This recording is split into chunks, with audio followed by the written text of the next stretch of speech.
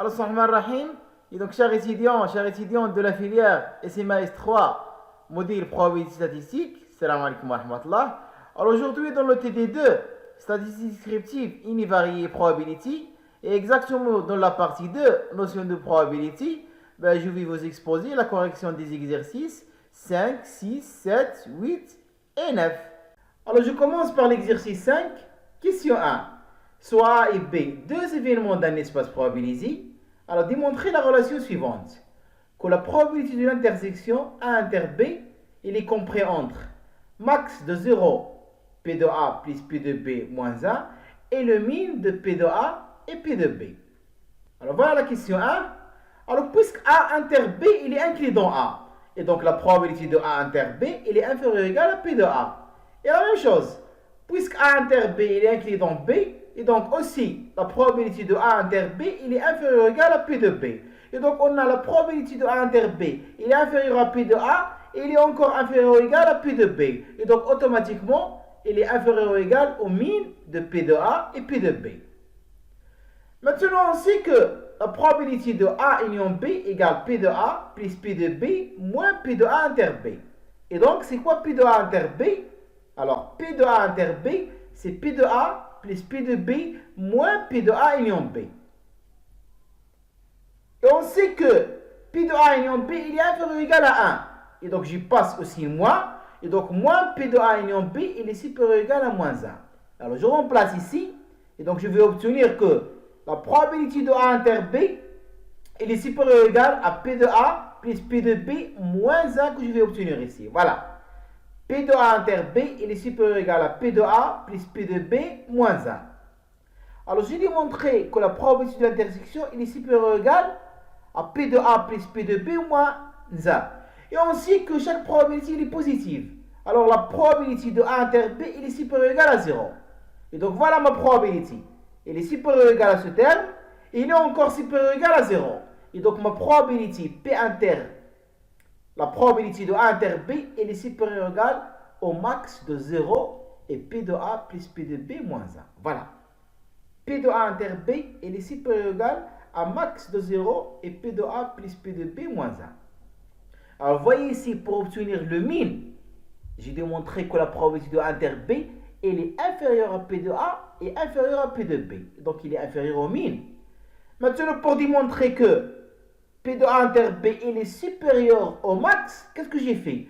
J'ai démontré que P de A inter B, il est supérieur à ce terme et il est supérieur à 0. Et donc, P de A inter B, il est supérieur au maximum de ces deux termes-là. Alors maintenant, on passe à la question 2. Soit A1 jusqu'au AN, n événements maintenant, toujours dans un espace probabilisé. Alors, démontrer l'inégalité suivante qu'on appelle l'inégalité de Bonferroni. Voilà. La probabilité de l'intersection est supérieure ou égale à la somme des probabilités moins n moins 1 ici. Et le nombre n ici, c'est tout simplement quoi? C'est le nombre des événements ici. Alors, on va utiliser ici un raisonnement par récurrence pour démontrer cette inégalité-là. Donc, voilà, puisque mon n est supérieur ou égal à 1, et donc je vais commencer par le cas n égale à 1. Après, je suppose mon hypothèse de récurrence jusqu'à le rang n, et je démontre le résultat jusqu'à le rang n plus 1. Donc voilà, comme j'ai signalé, on va utiliser un raisonnement par récurrence sur n étoiles. Alors pour n égale à 1, on va avoir dans l'intersection un seul ensemble, c'est A1. Et on a P de A1, il est supérieur ou égal à P de A1 moins, ici voilà, n moins 1.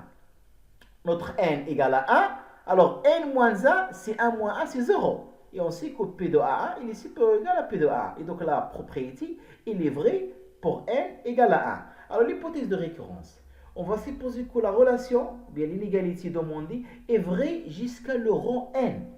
Et on doit démontrer le résultat au rang n plus 1. Alors voilà, j'ai ici n plus 1 ensemble. Alors probabilité de l'intersection de A1 jusqu'au AN plus 1. Et donc qu'est-ce que je vais faire ici? Je vais nommer l'intersection de A1 jusqu'au AN l'événement B1. Et qu'est-ce qu'il me reste? Il me reste ici l'événement A1 plus 1. Je vais le noter encore par B2. Et dans ce cas, j'ai la probabilité de B1 inter B2. Alors moi, j'ai supposé que la relation il est vrai jusqu'à l'ordre n. Et donc, il est vrai ici à l'ordre n égale à 2. Et donc, je vais appliquer la relation, bien mon hypothèse de récurrence, jusqu'à l'ordre n égale à 2. Et donc, qu'est-ce que je vais avoir ici? La probabilité de B1 inter B2, elle est supérieure ou égale P de B1 plus P de B2 moins, qu'est-ce que je vais avoir ici? N moins 1. Et c'est quoi mon N ici? Voilà, j'ai deux événements ici. Donc, N moins 1, c'est 2 moins 1 ici. Maintenant, c'est quoi la probabilité de B1? Puisqu'ici, j'ai combien d'ensembles? J'ai N ensemble. Et puisque moi, j'ai supposé l'hypothèse de récurrence jusqu'à le rang N, et donc voilà, je vais appliquer ici mon hypothèse de récurrence. Donc, la probabilité de B1, c'est-à-dire la probabilité de A1 inter jusqu'au AN, elle est supérieure ou égale, voilà, à la somme I varie de 1 jusqu'au N, voilà, N ensemble, P de AI, N moins 1. Donc voilà, ça c'est l'hypothèse de récurrence. Qu'est-ce qu'il me reste? Il me reste la probabilité de B2, et c'est quoi mon B2? C'est tout simplement A1 plus 1. Et donc voilà, plus la probabilité de A1 plus 1, moins, alors ici, 2 moins 1, ça donne 1. Alors la somme est... Alors ici, la somme I varie de 1 jusqu'au N des probabilités des AI, plus ici la probabilité de A1 plus 1, c'est simplement quoi? C'est la somme I varie de 1 jusqu'à N plus 1 des P de AI. Moi, qu'est-ce qui me reste ici? Qu'est-ce que j'ai? J'ai N moins 1 moins 1. Je peux l'écrire comme ça. C'est N plus 1 moins 1. Et donc voilà, vous voyez, j'ai obtenu ici N plus 1 et ici N plus 1. C'est-à-dire, j'ai démontré le résultat au rang N plus 1. Alors maintenant, l'exercice 6. Ben, une urne, il contient 4 boules noires numérotées 0, 0, 0, 1. Et 3 boules rouges numérotées 0, 1 et 2. Et 2 boules vertes numérotées 0 et 1. Alors les boules, ils sont indiscernables au toucher. Et donc voilà. Puisque les boules ils sont indiscernables au toucher ici, alors j'ai la condition d'équiprobabilité. Et dans ce cas, pour calculer les probabilités ici de chaque événement, qu'est-ce qu'on va utiliser? La probabilité uniforme. Voilà. Les boules ils sont indiscernables au toucher, et donc j'ai la condition d'équiprobabilité. C'est-à-dire chaque boule dans l'urne, elle a la même chance ou bien la même probabilité d'être tirée. Et dans ce cas, pour calculer la probabilité de n'importe quel événement ici, je vais utiliser la probabilité uniforme. Alors, dans un tirage au hasard, voilà le hasard ici, c'est-à-dire j'ai une expérience aléatoire, successives ils sont remises. Alors, puisque les successives ils sont remises, et donc chaque résultat obtenu, c'est quoi tout simplement? C'est un arrangement. Et puis c'est un arrangement, alors pour calculer ici les cardinales, qu'est-ce qu'on va utiliser? C'est les APN, tout simplement. Donc voilà, dans un tirage au hasard, successives ils sont remises, on tire 3 boules. Alors, calculer les probabilités des événements suivants. Alors voilà, je commence par le premier événement. Ah, c'est quoi? C'est tirer 3 boules de même couleur et portant le même numéro. Alors voilà mes données. Dans l'urne, j'ai 4 boules noires numérotées 0, 0, 0 et 1, 3 boules rouges numérotées 0, 1 et 2, et 2 boules vertes numérotées 0 et 1. Alors puisque j'ai un tirage successif, ils sont remises, voilà. Donc le cardinal de oméga, voilà l'espace fondamental, c'est A3 parmi 9. Donc voilà. Chaque réalisation, c'est tout simplement un arrangement. Donc A3 parmi 9, ça donne 504. Maintenant, l'événement A. Comme j'ai dit, c'est quoi l'événement A? C'est obtenir 3 boules de même couleur et portant le même numéro. Alors ici, de même couleur et portant le même numéro. Alors la seule possibilité, elle est là. C'est-à-dire tirer 3 boules noires et qui portent le numéro 0. Donc voilà, la seule possibilité, elle est là. Et donc, mon événement A, c'est simplement quoi? C'est 3 boules noires qui portent le numéro 0. Alors, le cardinal de A ici. Donc, c'est A, 3 parmi 3. Voilà, 3 boules noires qui portent le numéro 0. Alors, j'ai combien de boules ici noires qui portent le numéro 0? Il y a seulement 3. Et donc, voilà, c'est A3 parmi 3. C'est 3 factoriel, ça donne 6. Et maintenant, voilà, la probabilité de A. C'est tout simplement le cardinal de A sur le cardinal de oméga. Égale 6 sur 504, ça donne 1 sur 84. Et pourquoi on a utilisé cette formule de la probabilité? J'ai dit, puisque les boules, ils sont indiscernables au toucher, et donc j'ai la condition de probabilité, et dans ce cas, je vais utiliser tout simplement la probabilité uniforme. C'est-à-dire la probabilité d'un événement, c'est quoi? C'est son cardinal, c'est le cardinal de oméga. Alors maintenant la question 2. Donc on va calculer la probabilité de l'événement B. Tirer 3 boules de couleurs différentes, 2 à 2, et portant le même numéro. Alors voilà toujours mes données. Alors comment tirer 3 boules de couleurs différentes, 2 à 2? C'est-à-dire que je dois tirer une couleur noire, et une couleur rouge, et une couleur verte. Mais j'exige quoi? Que les 3 boules ici, ils portent le même numéro. Et donc je peux tirer N0, R0 et V0. Voilà, elle est là. N0, R0 et V0. Ou bien, j'ai une autre possibilité. Je peux tirer N1, R1 et encore V1. Voilà. N1, R1 et encore V1. Alors ici, j'ai 3 couleurs différentes. Alors l'ordre est très important ici. Et donc, on a vu ça dans le premier chapitre, ou bien dans le premier TD du dénombrement. Je dois multiplier par le 3 factoriel. Ben, l'ordre, c'est ici. Et la même chose ici. Toujours puisque j'ai 3 couleurs différentes, et donc l'ordre est très important. Pourquoi? Parce que le tirage, il est successif. Et donc, je dois multiplier par l'ordre, c'est 3 factoriel. Et maintenant, ça y est. Une boule noire portant le numéro 0. J'ai combien de boules ici noires qui portent le numéro 0? J'ai 3. Donc voilà. Une parmi 3. Une rouge qui porte le numéro 0. Voilà. J'ai une seule rouge qui porte le numéro 0. Donc voilà. Une seule rouge. La même chose. Une verte qui porte le numéro 0. J'ai une seule verte qui porte le numéro 0. Voilà. 1 parmi 1. La même chose. Plus. Maintenant, une noire qui porte le numéro 1. J'ai une seule. Une seule noire qui porte le numéro 1. Voilà. Une seule noire qui porte le numéro 1. La même chose. Une rouge qui porte le numéro 1. J'ai une seule rouge qui porte le numéro 1. Voilà. Une parmi une. J'ai une seule. Et finalement, une verte qui porte le numéro 1. Et la même chose. J'ai une seule verte qui porte le numéro 1. Voilà. Une parmi une. Alors, je calcule ici. Finalement, je trouve 24. Et dans ce cas, la probabilité de B, puisque toujours j'utilise la probabilité uniforme, c'est cardinal B sur cardinal oméga. Je remplace 24 sur 504, ça donne 1 sur 21. Alors maintenant, l'événement C. Quelle est la probabilité de tirer exactement 2 boules rouges? Alors voilà mon événement C. Tirer 2 boules rouges et une qui n'est pas rouge. Et la même chose ici. L'ordre est très important. Et donc, je dois multiplier par C2 parmi 3. C'est-à-dire 2 rouges, ils se déplacent dans 3 places. Ou bien je peux encore multiplier par C1 parmi 3. C'est-à-dire une qui n'est pas rouge, il va se déplacer dans 3 places. Voilà. J'ai 3 places ici. Donc 2 rouges, elles sont là, ou bien elles sont là, ou bien elles sont là. Et donc voilà, 2 rouges qui se déplacent parmi 3 places. Voilà, C2 parmi 3. Ou bien une qui n'est pas rouge qui se déplace parmi 3 places. Voilà, une qui n'est pas rouge. Ou bien elle est là, ou bien elle est là, ou bien elle est là. Et donc voilà, une qui n'est pas rouge, il se déplace dans 3 places. Donc voilà, une qui n'est pas rouge, qui se déplace dans 3 places. Maintenant, tirer 2 boules rouges. Voilà, c'est A, 2 parmi 3. J'ai 3 boules rouges. Et une qui n'est pas rouge. Alors, une qui n'est pas rouge, parmi les non rouges, j'ai 6 boules. Je calcule et je trouve 108. Et dans ce cas, la probabilité de C, c'est tout simplement quoi? C'est le cardinal de C, c'est le cardinal oméga. La probabilité uniforme, je remplace et je trouve 3 sur 14. Alors maintenant, l'événement D. La question 4. Quelle est la probabilité de tirer au moins un numéro pair? Alors, qu'est-ce que je vais faire ici? Je vais travailler avec le complémentaire. D bar. Et c'est quoi D bar ici?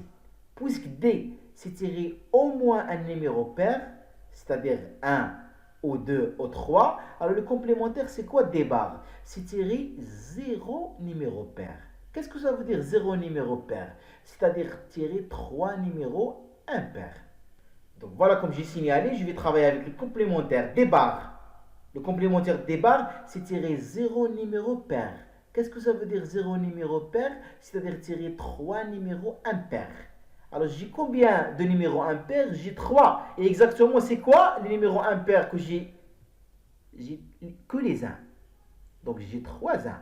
Et donc, tirer 3 numéros impairs, c'est-à-dire tirer les 3 1.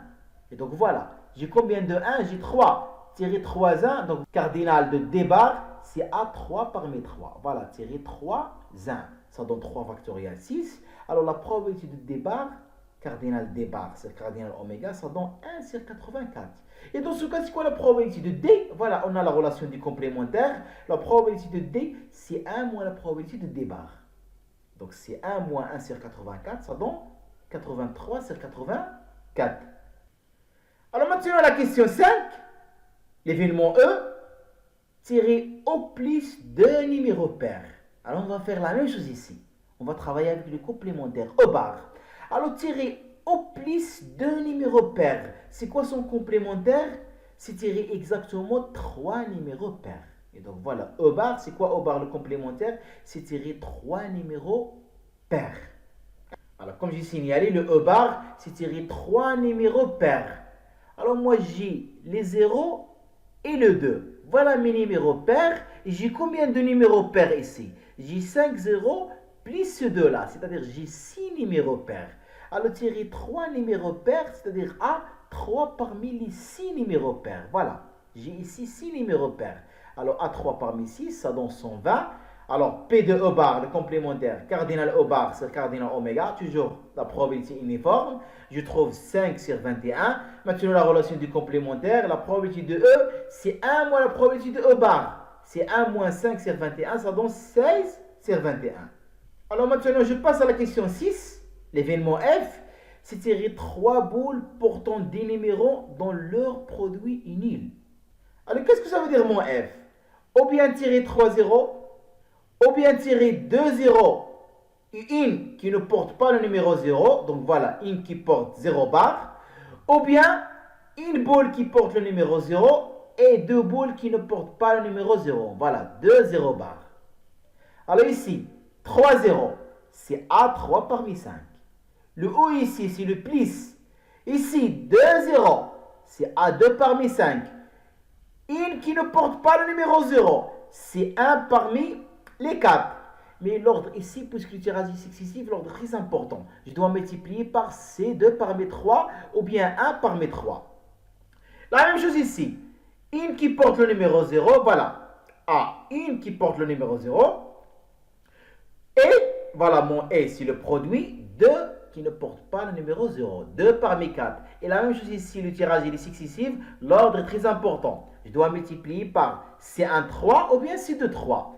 C1 3, c'est-à-dire une qui porte le numéro 0, ou bien C2 3, 2 qui ne portent pas le numéro 0, ils se déplacent dans 3 places. Alors je calcule, je trouve 480. Donc mon PF, la probabilité, PF égale cardinal F, c'est cardinal de oméga, je trouve 20 sur 21.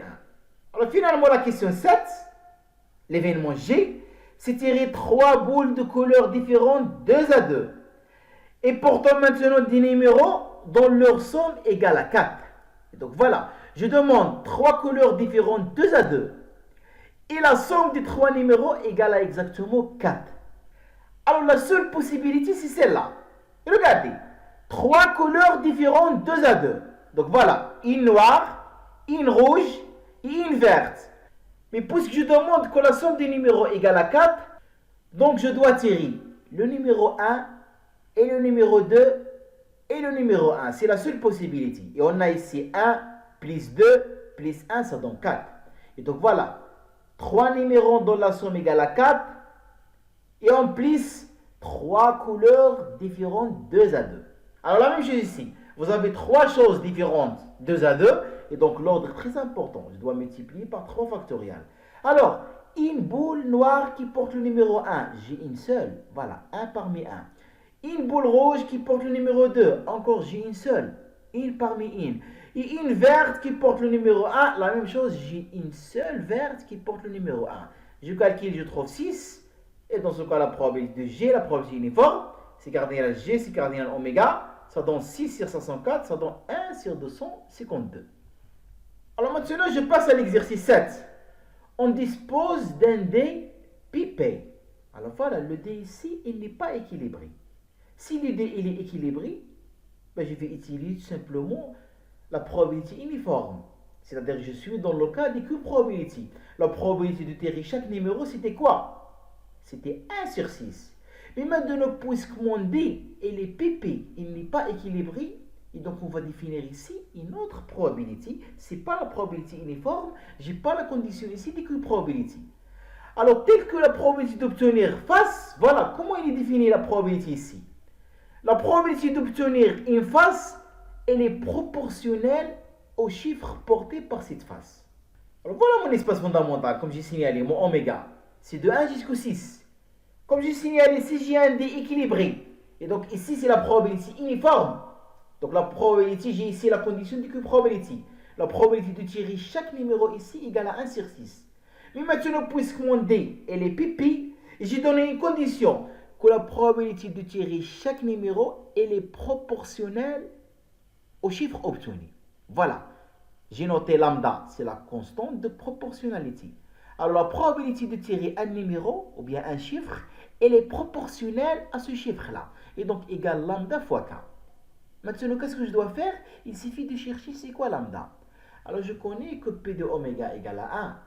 Et mon oméga c'est quoi? C'est la réunion des chiffres de 1 jusqu'au 6. Vous avez une union disjointe ici, c'est la somme des probabilités. Voilà, P de K c'est quoi? Il est défini ici, c'est lambda fois K. Je remplace lambda fois K. Lambda c'est une constante, je vais le faire sortir ici. Et j'ai la somme des K. Alors voilà, la somme des chiffres ici égale à 21. Et donc j'ai 21 fois lambda égale à 1. Ça y est, j'ai trouvé la constante lambda. Et donc voilà, mon lambda égale 1 sur 21. Et dans ce cas, voilà la probabilité qui est définie sur l'espace fondamental oméga. La probabilité d'obtenir 1, c'est 1 sur 21. Voilà, la probabilité de chaque chiffre, c'est la constante de probabilité fois le chiffre. Et donc voilà, 1 sur 21 fois 1, c'est 1 sur 21. 1 sur 21 fois 2, ça donne 2 sur 21. 1 sur 21 fois 3, ça donne 3 sur 21. La même chose, 4 sur 21, 5 sur 21, 6 sur 21. Et donc voilà, j'ai défini une probabilité sur l'espace fondamental ici. Maintenant, la question 2, quelle est la probabilité d'obtenir un chiffre pair? Alors, un chiffre pair, c'est-à-dire obtenir ou bien 2, ou bien 4, ou bien 6. Alors, j'ai ici une union disjointe. Alors, d'après l'axiome de Kolmogorov, simplement la probabilité d'événement, c'est quoi? C'est P de 2 plus P de 4 plus P de 6. Voilà, j'ai une union disjointe. Et ça donne quoi? Je remplace P de 2. Voilà, elle est là. 2 sur 21. P de 4, elle est là. 4 sur 21. Et P de 6, elle est là. 6 sur 21, ça donne 12 sur 21, ça donne 4 sur 5. Et vous voyez, il y a une grande différence par rapport à la loi uniforme. Si vous avez ici un D équilibré, et donc j'ai la probabilité uniforme, j'ai la condition de probabilité, la probabilité de tirer chaque chiffre, c'est 1 sur 6. Et dans ce cas, c'est quoi la probabilité de cet événement-là? C'est le cardinal de cet événement sur 6. Alors le cardinal ici, c'est 3. 3 sur 6, ça donne 1 demi. Mais regardez ici, avec la nouvelle probabilité liée à un D qui est PP, on a trouvé que la probabilité de cet événement-là égale 4 sur 16. Elle est différente de 1 sur 2. Alors maintenant la question 3, reprendre les questions 1 et 2. Maintenant, si cette fois le D, elle est toujours PP, mais de sorte que la probabilité ici d'une face paire soit le double de la probabilité d'une face impaire. Alors je vais noter la probabilité d'obtenir un chiffre pair égale à P. Donc voilà, P de 2 égale P de 4 égale P de 6 égale à P. Et je vais noter la probabilité d'obtenir un chiffre impair égale à qui? Donc voilà, P de 1 égale P de 3 égale P de 5 égale à qui? Alors la condition de l'exercice, il faut que la probabilité d'un chiffre pair, c'est le double, voilà, fois 2 de la probabilité d'un chiffre impair. C'est-à-dire mon P égale 2 qui. Et on connaît que la somme des probabilités égale à 1. Alors puisque la somme des probabilités égale à 1, donc j'ai ici 3P plus 3 qui. Voilà, 3P plus 3 qui égale à 1. Donc j'ai ici un système à deux inconnus, c'est le P et le qui. Je résume mon système, je trouve que P égale 2 sur 9 et qui égale 1 sur 9. Et vous voyez ici que la probabilité d'un chiffre pair, c'est le double de la probabilité d'un chiffre impair. Maintenant, c'est quoi la probabilité de notre événement? C'est obtenir un chiffre pair, c'est-à-dire obtenir ou bien 2, ou bien 4, ou bien 6. Voilà, je n'ai pas la probabilité uniforme ici, je n'ai pas un D équilibré, je ne peux pas dire ici que la probabilité c'est le cardinal de A sur le cardinal de oméga. Voilà ma probabilité, elle est définie de cette façon-là. Alors, probabilité d'obtenir 2, elle est là. plus la probabilité d'obtenir 4, elle est là, plus la probabilité d'obtenir 6, elle est là. Et donc voilà, je remplace 2 sur 9, plus 2 sur 9, plus 2 sur 9, ça donne exactement 6 sur 9, je simplifie, je trouve 2 sur 3. Donc vous voyez, dans la probabilité uniforme, la probabilité d'événement égale 1 sur 2000, puisqu'il est cardinal sur le cardinal. Mais avec cette probabilité égale à 2 sur 9. Pourquoi le D est PP, il n'est pas équilibré, donc je n'ai pas la condition de probabilité, je ne peux pas utiliser ici la probabilité uniforme. Alors maintenant, je passe à l'exercice 8. Soit n un entier naturel non nul, voilà, supérieur ou égal à 1.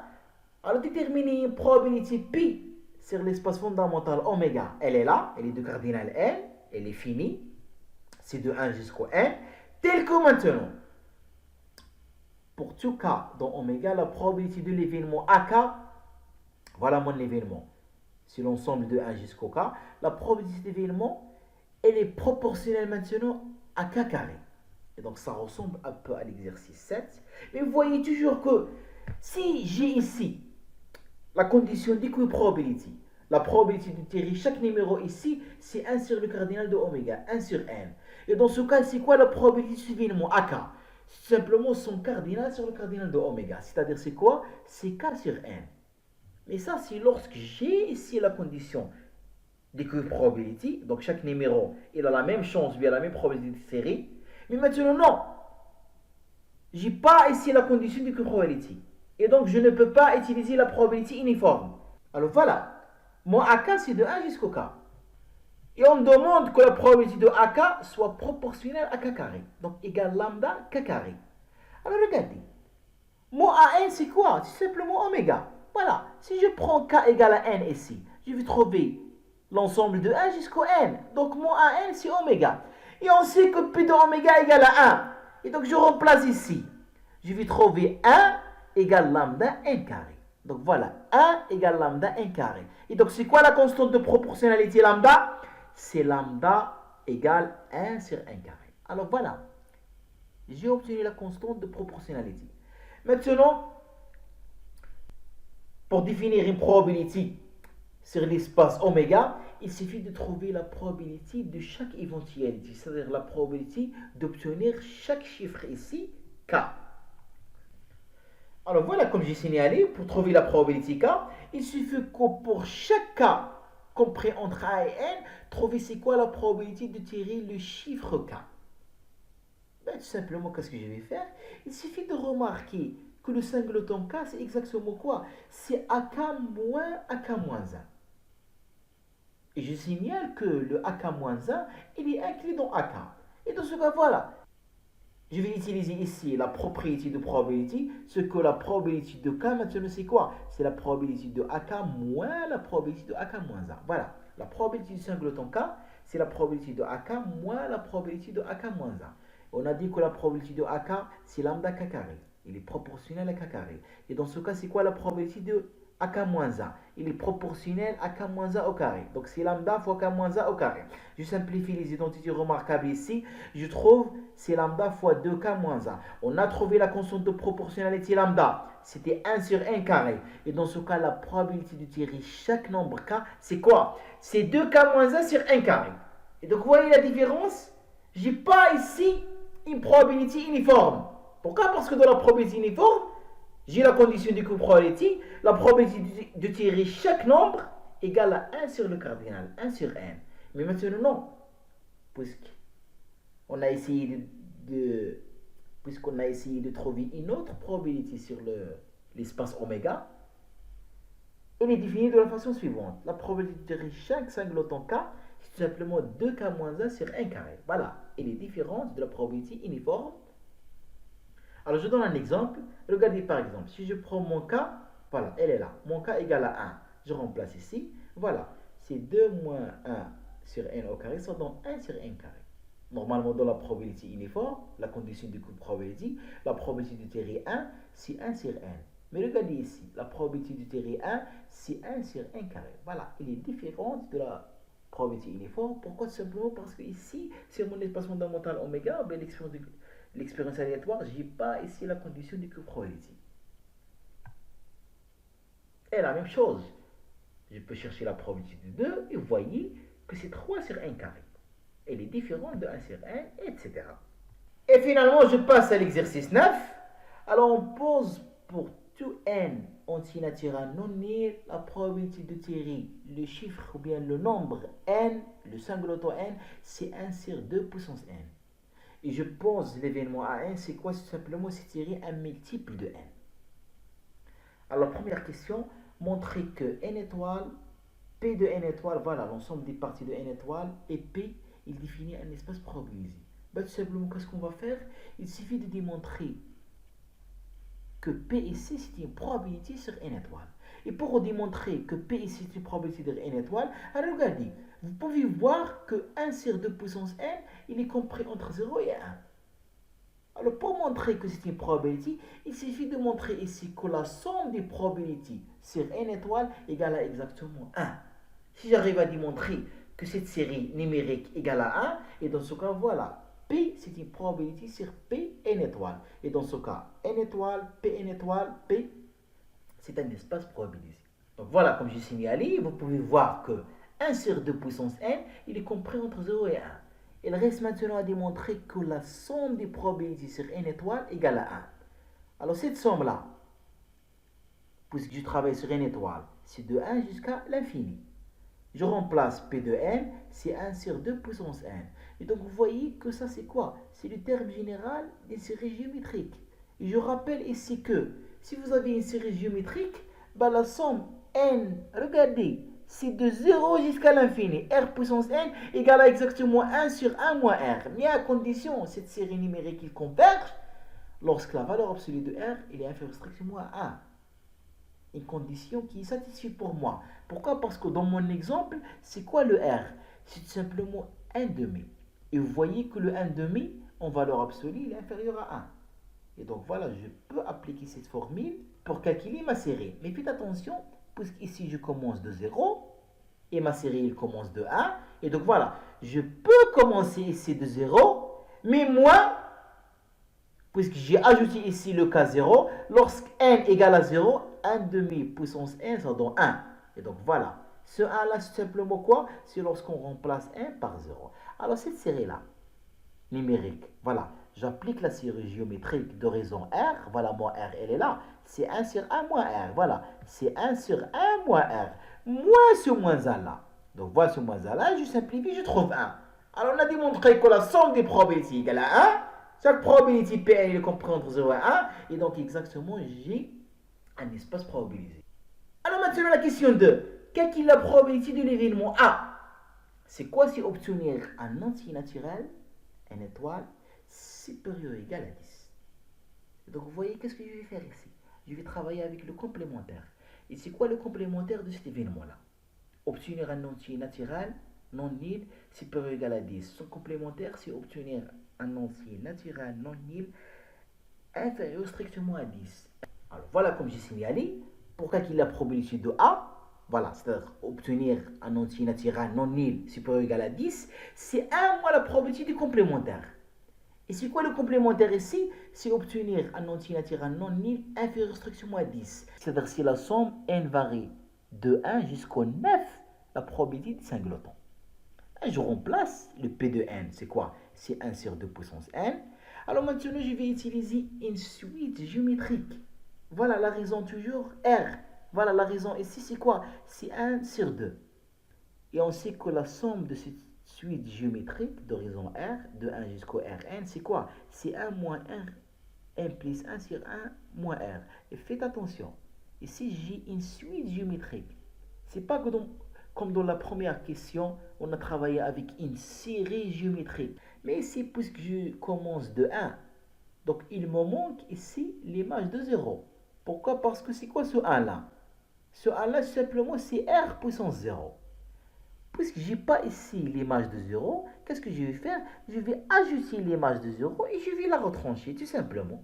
Et donc voilà, ici, somme de 0 jusqu'au 9, 1 sur 2 puissance n. Voilà, je vais appliquer cette suite géométrique. C'est 1 moins R puissance n plus 1 sur 1 moins R.